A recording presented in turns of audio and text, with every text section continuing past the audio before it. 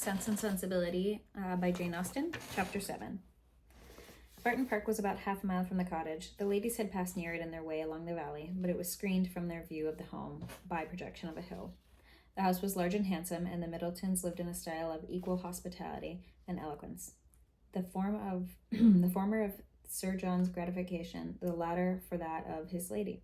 They were scarcely ever without some friends staying with them in the house, and they kept more company than every kind had ever had of any other family member in the neighborhood.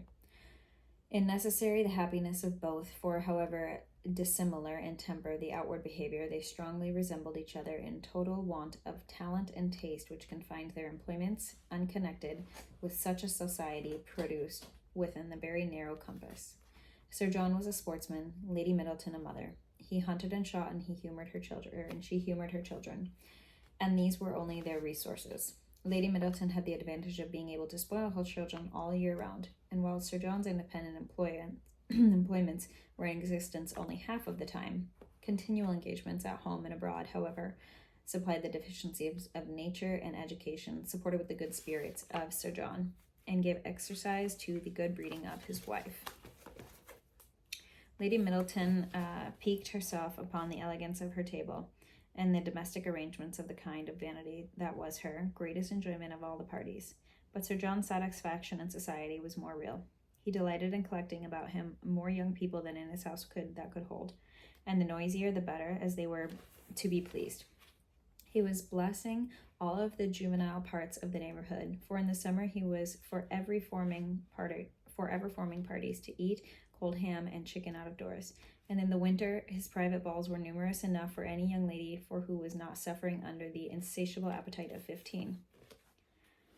The arrival of the new family in the country was always a matter of joy to him, and in every point of the view he had charmed the inhabitants that he had now procured in his cottage at Barton. They Miss Dashwoods were young, pretty, and unaffected. It was enough to secure a good opinion, for it to be unaffected, as they were pretty girls, could not make their mind captivating a person.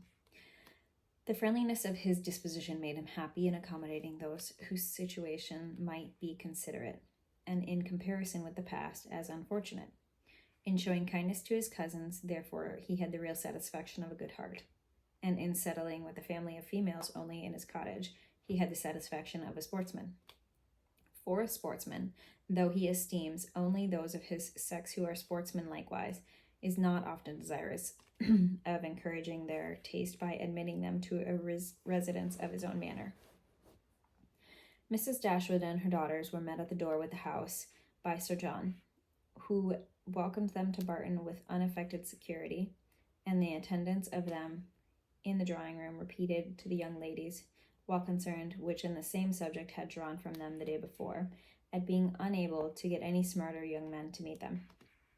He would see only one gentleman in there besides himself, a particular friend who was staying at the park, who was neither young nor very gay. He hoped that he would all excuse the smallness of the party.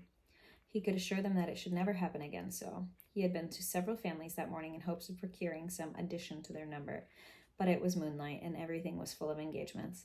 Luckily, Lady Middleton's mother had arrived at Barton within the last hour, as she was a very cheerful, agreeable woman. He hoped the young ladies would not find it so very dull as they might imagine.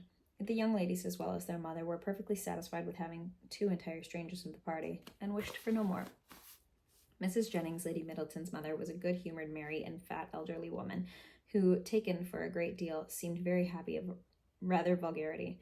She was full of jokes and laughter, and before dinner was over, had said many witty things on the subject of lovers and husbands, hoping that they had not left her heart behind in them in Sussex, and pretended to see them blush when they did not. Marianne had vexed as for it, and her sister's sake, it had turned her eyes towards Eleanor to see how she bore the attacks, and with the earnestness which gave Eleanor far more pain than she could rise from, should commonplace raillery as Miss Jennings. Colonel Brandon, the friend of Sir John, seemed no more adapted by the resemblance of the manner to be his friend than Lady Middleton was to be his wife, or Miss Jennings to be the Lady Middleton's mother. He was silent and grave, his appearance, however, not unpleasing, in spite of his being, in the opinion of Marianne and Margaret, an absolute old bachelor, for he was on the wrong side of 35, at 5 and 30. But though his face was not handsome, his countenance was sensible, and his address was particularly gentlemanly-like. There was nothing in any of the party that should recommend them as companions to the Dashwoods, but in this cold insipidity of Lady Middleton, so particularly repulsive, that in comparison of the gravity of Colonel Brandon and even the boisterousness mirth of Sir John and his mother-in-law was interesting. Lady Middleton seemed to be roused by the enjoyment only of the entrance of her 4 noisy children at dinner, who pulled her about, tore her clothes, and put to every end all kind of discourse except what related to themselves. In the evening, as Marianne was discovered to be musical, she invited them to play. The instrument was unlocked, everybody prepared to be charmed, and Marianne, who sang very well, at their request went through the chief of the songs which Lady Middleton had brought into the family on her marriage, and with perhaps had lain and ever since in the position on the pianoforte. Her ladyship had celebrated the event by giving music, although her mother's account she had played extremely well, and by her own was very fond of it. Marianne's performance was highly applauded. Sir John was loud in his admiration, and in the end of every song, and as loud as conversation with all the others, every song lasted.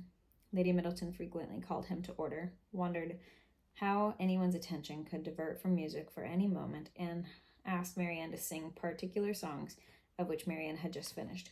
Colonel Brandon, alone of all the party, heard her without being in raptures. He paid her only the compliments of the attention, and she felt respect for him on the occasion of which others had reasonably forfeited in the shamelessness of wanton waste. His pleasure in music, although it amounted not to the ecstatic delight of which alone he could sympathize with her own, was estimable with contrasted against the horrible insensibility of others, and she reasoned enough to allow a man of 35 might well be outlived, while acuteness of feeling and every exquisite power of enjoyment. She was perfectly disposed to make every allowance for the colonel's advanced state of life, which humanity required.